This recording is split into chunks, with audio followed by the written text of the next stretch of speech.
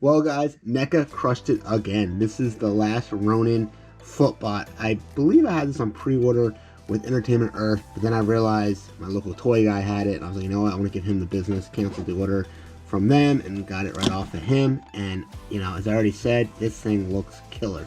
So we're going to do a quick video reviewing it. Without further ado, guys, let's go over the box artwork.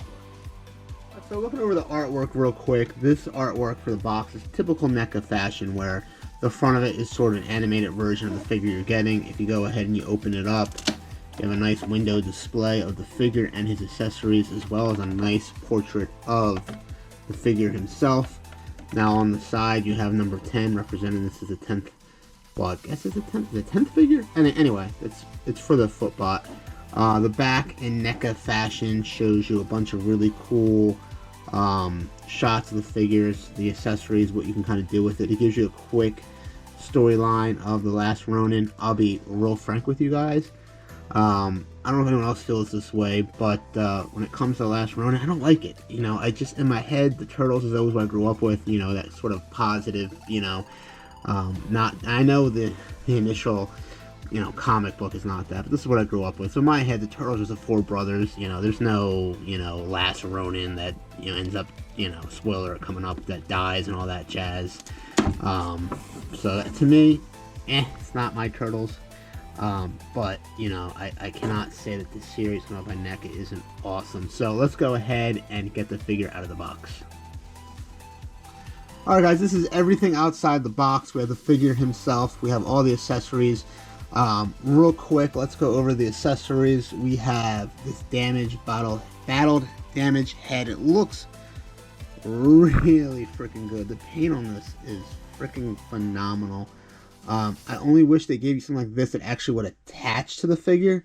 I think that's a big one they missed out, and that might be my only complaint in this whole video, is because if you want to army build these guys, which is what they're for, you know, I want some battle damaged figures. So I guess the only thing I could do is detach his head and have this head laying next to it, because it's, you know, been destroyed, which is fantastic. I just wish they gave you a head that would attach, kind of like the G.I. Joe Classifieds. If you remember, the bats have battle damaged heads you can swap in and out. So that's really phenomenal. I might bring one of the bats to kind of compare to this guy. I think since we're talking about robotic army building figures, I think that'd be kind of fun. So real quick, we have these different arms for both sides.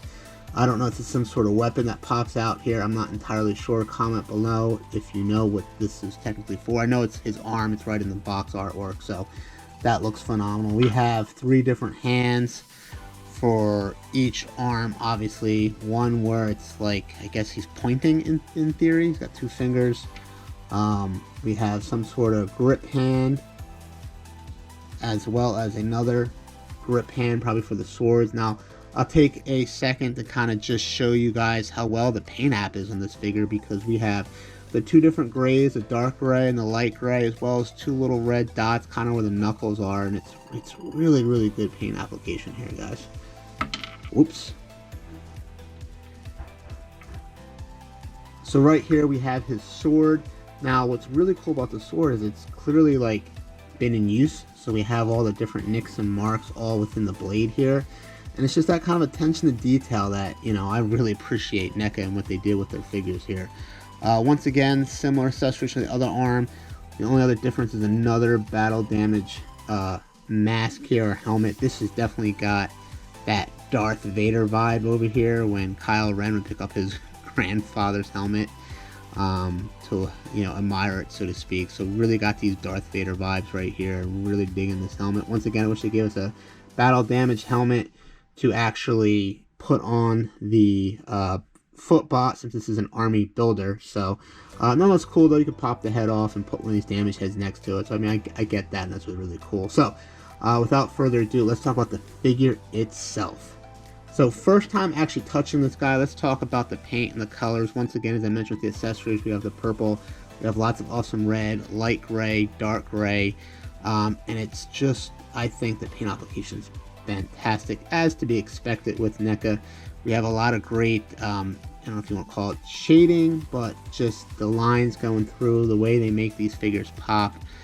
It's just freaking phenomenal. Now, real quick, talking about articulation, What really impresses me the most about this figure is, while it's not the most articulated figure out there, it just feels smooth. I did not, like, I did not heat this guy up at all. He's just moving real freaking nice. I'd mentioned the bat from the G.I. Joe Classified, and a lot of the figures I got them out the box, man, I really got to heat them up. So real quick, we have great torso movement here. We have some really good movement in the feet and knees. Not like the best, but what I like is just how easy it is. I don't feel like it's about to break. The hands, I do feel like I got to be a little bit more gentle with. We got the, yeah, okay, I should probably heat up his joints here, so I'm not going to mess with that too much. We have pins in the arms, but the knees are pinless. I would like to see Neca get rid of the pins in the arms, but movement is really, really good. It feels solid, and that's what I like. Is one of the few complaints I had with the Neca band was the paint application, and a lot of the things felt like, you know, like, hey, this might be an issue, but this guy feels great in hand. So anything else you guys need to know, once again, the paint application is great. So real quick, we have great paint application. I think we have great movement. Like, it's not the most articulated figure, but the movement feels great. It feels solid. We have great accessories. My only real, I think, valid complaint is I think it should have gave us battle damage heads to actually put on here. Especially because this is an army builder, so I think people will be buying this up like hotcakes. But let's go ahead. What I think I want to do is get him into some poses, get him next to some other figures, and that's going to be our next clip here, guys. Alright, let's do it.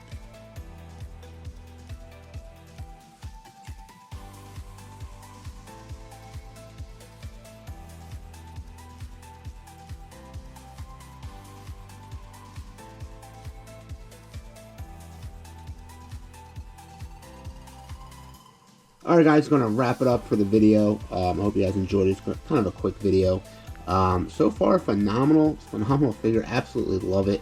Once again, the only real downside, in my opinion, is the fact that there's not multiple heads to swap out on this guy. The heads they give you are more for display pieces, which are cool. Totally all about them. But this is some damaged heads, just kind of like you would find with the bats from G.I. Joe Classified. So, you know, other than that, guys, I think it's a phenomenal video. You gotta have multiple of them. Maybe I'll do a video with these versus others. So many different robotic characters, right? I think it'd be kind of fun to do this against, well, other foot soldiers. The cartoon foot soldier itself is, you know, robotic. We have the bat. Maybe I'll do a fun little video. Comment below if you want to see something like that. Other than that, guys, let me know if you picked up one of these guys, what your thoughts are. And if you like the video, you know what to do. Smash that like button. Subscribe for more videos like that. I'll see you guys in the next video. Peace.